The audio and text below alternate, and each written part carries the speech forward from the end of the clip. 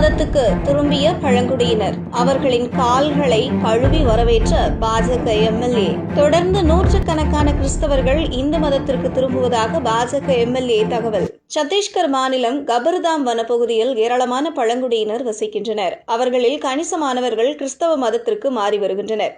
கிறிஸ்தவ கல்வி நிறுவனங்களில் படிக்கின்றனர். இந்த நிலையில் அவர்களை இந்து மதத்திற்கு திருப்பும் வேலைகளை பாஜக மற்றும் அதன் ஆதரவு அமைப்பினர் செய்து வருகின்றனர். இந்த நிலையில் பாஜக பெண் எம்எல்ஏ பாவனா போரா என்பவர் தலைமையிலான குழுவினர் கிறிஸ்தவ மதத்திற்கு மாறிய சுமார் 41 குடும்பங்களைச் சேர்ந்த 125 கிறிஸ்தவர்களை மீண்டும் இந்து மதத்திற்கு மதம் மாற்றியுள்ளனர்.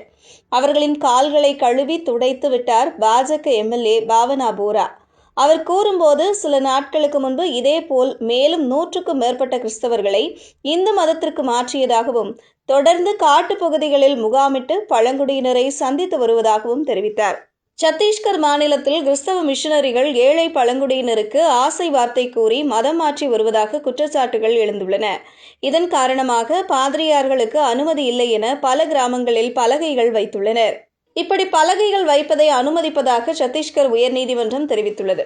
சத்தீஸ்கர் மக்கள் தொகையில் வெறும் 2% மட்டுமே கிறிஸ்தவர்கள் இருந்தாலும் பழங்குடியின பகுதிகளில் கணிசமானவர்கள் தொடர்ந்து கிறிஸ்தவ மதத்திற்கு மாறி வருகின்றனர். குறிப்பாக நக்சல் ஆதிக்கம் மிக்க பஸ்தரில் 50% பேர் கிறிஸ்தவர்கள் ஆவர். ஜாஸ்பூர் மாவட்டத்தில் 22% பேர் கிறிஸ்தவர்கள் ஆவர். சர்குஜா, ராய்கர் மாவட்டங்களிலும் கணிசமான பழங்குடியினர் கிறிஸ்தவத்திற்கு மாறியுள்ளனர். வெளிநாட்டு நிதியின் மூலம் இவர்கள் மதமாற்றம் செய்யப்படுவதாக சத்தீஸ்கர் பாஜக முதலமைச்சர் குற்றம் சாட்டியுள்ளார்.